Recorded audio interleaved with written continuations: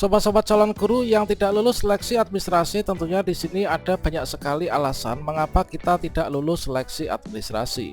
Nah, ketika kita tidak lulus seleksi administrasi P3K Guru, tentunya ketika kita login ke akun SSCASN kita akan mendapatkan tampilan bahwa kita tidak lulus seleksi administrasi dengan berbagai macam alasan.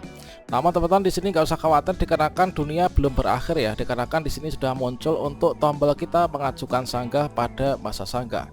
Nah, sobat semuanya, bagi teman-teman yang nggak lulus seleksi administrasi P3K 2022, di sini nanti akan muncul yaitu formulir untuk mengajukan sanggah. Di sini kita bisa memberikan ya alasan kita tidak lolos. Nah, ini teman-teman. Sebenarnya bagaimana sih untuk ketentuan pengajuan sanggah pada masa sanggah?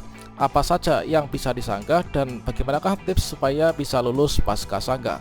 Sehingga setelah kita mengajukan sanggah, kita tidak akan mendapatkan notifikasi lagi, yaitu di sini mohon maaf ya, sanggahan Anda ditolak oleh instansi yang bersangkutan.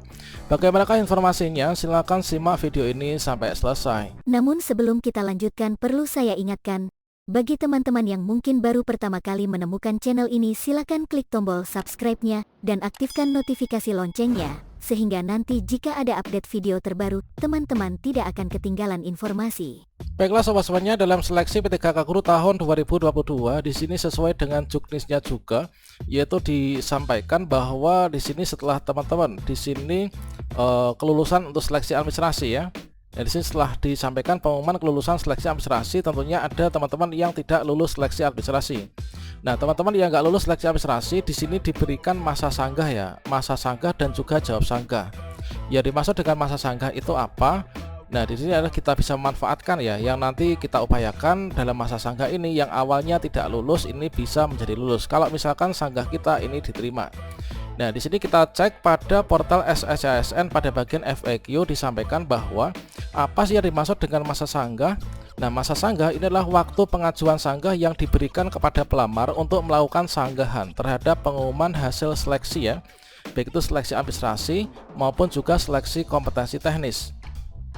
Dan waktu tanggapan sanggah oleh instansi untuk memverifikasi kembali kesesuaian persyaratan umum dan juga khusus yang ditetapkan instansi ini dengan dokumen persyaratan yang diajukan pelamar sampai dengan penetapan keputusan sanggah, teman-teman. Nah, selanjutnya di sini apakah pelamar ini dapat mengajukan sanggahan setelah pengumuman seleksi? Di sini jawab yaitu jika setelah dilakukan pengumuman seleksi terhadap pelamar yang keberatan terhadap hasil keputusan instansi, maka pelamar ini dapat mengajukan sanggahan. Inilah paling lama yaitu 3 hari kalender ya setelah pengumuman hasil seleksi dengan cara kita login ke akun SSCASN kita masing-masing. Dan tentunya di sini nanti ketika kita login kita akan mendapatkan tampilan seperti ini. Maaf, Anda tidak lolos tahap administrasi karena belum memenuhi persyaratan administrasi ya instansi yang dilamar. Misalkan di sini alasan TMS-nya adalah dari verifikator salah upload KTP, seharusnya bukan kakak ya. Nah, di sini adalah nanti kita ada link ya teman. Nah, linknya sudah muncul ini, yaitu kita bisa mengajukan sanggah dengan cara klik ajukan sanggah tombol yang berwarna kuning. Silakan teman-teman yang nggak lulus seleksi administrasi bisa dicoba untuk mengajukan sanggahnya. Dan ingat, untuk masa pengajuan sanggah ini ada jadwalnya ya. Silakan teman-teman pantau jadwal untuk seleksi P3K Guru tahun 2022.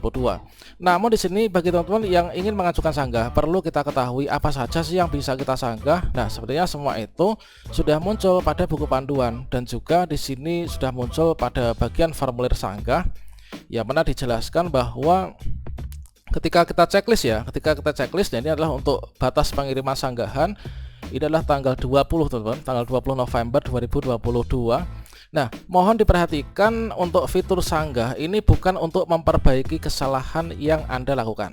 Ingat, kita ulangi lagi, formulir sanggah ini bukan berarti untuk memperbaiki kesalahan yang kita lakukan ya. Bukan untuk memperbaiki kesalahan yang peserta lakukan. Misalkan kita salah upload, itu apa kita bisa perbaiki? Berarti di sini kita memperbaiki kesalahan yang sudah kita lakukan. Kemudian alasan sanggah yang Anda isi itu harus benar teman-teman. Jadi kita harus hati-hati untuk mengisi formulir sanggah ini. Nah, ini adalah kita nggak boleh menyanggah karena kesalahan peserta ya. Nah, yang kita sanggah itu adalah yang kesalahan dari sistem atau Panselnas.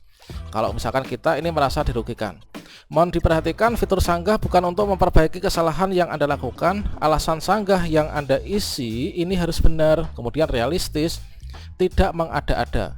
berdasarkan dokumen yang sudah Anda unggah sebelumnya. Nah, dari data dokumen yang saya unggah sebelumnya ini adalah dasarnya.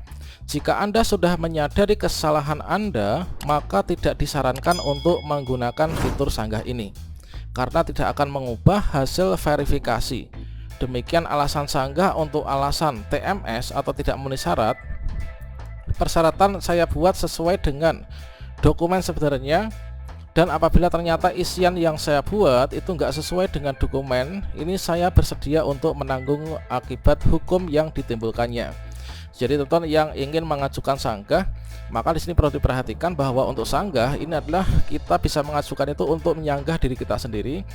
Jika teman-teman ini merasa dirugikan, jika sudah mengupload semua berkas dengan benar namun dianggap teman-teman ini nggak lulus ya, nah bukan berarti kita mengganti berkas. Oke, ini adalah terkait tentang untuk perhatian hal-hal yang diketahui terkait tentang sanggah P3K. Nah, selanjutnya di sini coba kita cek, yaitu untuk contoh-contoh yang tidak lulus seleksi administrasi. Yang pertama, misalkan adalah seperti ini, teman. Apakah ini nanti bisa mengajukan sanggah apa tidak?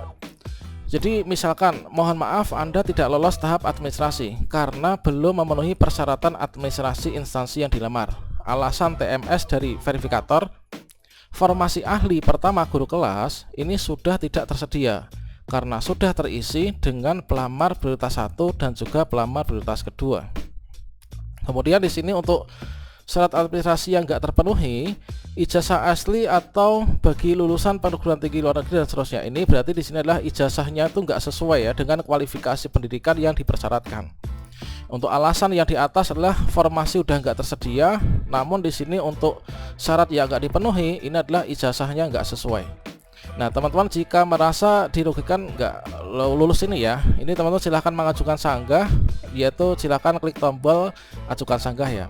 Ini teman, ini contoh yang pertama. Kemudian yang kedua, nah disinilah kita nggak lulus seleksi administrasi dikarenakan untuk alasan TMS-nya dari verifikator adalah transkrip yang tidak lengkap. Nah, yang dipersyaratkan yang nggak dipenuhi inilah transkrip nilai asli atau bagi lulusan perguruan tinggi luar negeri dan seterusnya. Kemudian inilah TMS-nya, transkrip nilai tidak terlampir atau terunggah. Berarti di sini kita belum mengunggah transkrip nilai, teman-teman. Persyaratannya ini kita harus mengupload yaitu foto KTP, kemudian ijazah S1 yang asli ya semuanya, kemudian transkrip asli, kemudian juga pas foto berlatar belakang merah. Nah, ini adalah kita nggak terunggah ya untuk transkripnya ini. Tentunya teman-teman sudah mencermati tadi yang tulisan merah di depan, yaitu bukan untuk memperbaiki kesalahan ya teman-teman, namun semua itu teman-teman perlu dicoba untuk mengajukan sanggah. Semoga saja nanti bisa diterima ya, apapun keputusannya nanti kita mencoba. Kemudian contoh lagi nih, yaitu TMS-nya inilah kualifikasi pendidikan ini tidak sesuai dengan jabatan yang dilamar. Ijazah ini harus linear, namun TMS-nya adalah ijazah tidak sesuai dengan kualifikasi. Jika merasa teman-teman ini adalah perlu untuk mengajukan sanggah, maka silahkan dicoba. Kemudian di sini berikutnya ada perbedaan tanggal ijazah, yaitu ini verifikasi tanggal 18/11/2020. Nah, tanggal ijazah ini 13/12/2020, namun di sini kesalahan tanggal 18/12/2020. Berarti di sini nggak sinkron antara data yang diisikan pada bagian biodata dan juga formasi dengan ijazah yang diupload. Ini sangat teliti sekali, teman-teman. Nah, ini adalah kita ini TMS-nya adalah nama tidak sesuai dengan ijazah. Tentunya di sini merupakan suatu kesalahan juga ya. Ini kok bisa seperti itu gitu, teman. Nah, berikutnya contoh lagi. Nah, di sini adalah kalau yang ini adalah salah upload KTP. Ini seharusnya bukan KK ya. Jadi di sana itu sudah sangat jelas sekali. Untuk kolom yang pertama itu kita menguploadnya itulah KTP ya, kartu tanda penduduk atau juga surat keterangan resmi dari Disdukcapil.